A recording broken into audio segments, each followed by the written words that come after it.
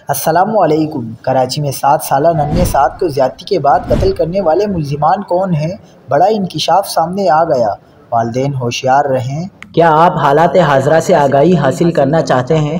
خبر کے پیچھے چھپے اصل حقائق جاننا چاہتے ہیں تو ابھی سبسکرائب کیجئے دل مل پاکستان کو اور ساتھ ہی گھنٹی کے نشان پر کلک کر دیں۔ آپ کو بتاتے چلیں کہ کراچی میں لانڈی کے علاقے میں 6 روز قبل لاپتہ ہونے والے 7 سالہ بچے سعد کی لاش کچرا کنڈی سے برآمد ہوئی۔ D S P Landi Faiza Sodhar نے بتایا کہ پولیس نے کارروائی کرتے ہوئے کیس سے جڑے 2 ملزمان کو گرفتار کر لیا ہے۔ قاتل کوئی اور نہیں، 2 محلے دار نکلے۔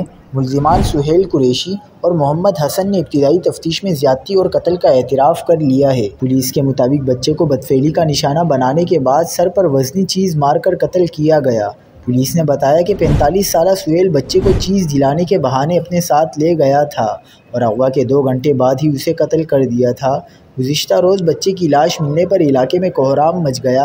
اہل خانہ اور علاقہ مکینوں نے لانڈی تھانے کے باہر شدید احتجاج کیا اور پولیس کی کارکردگی پر مایوسی کا اظہار کیا۔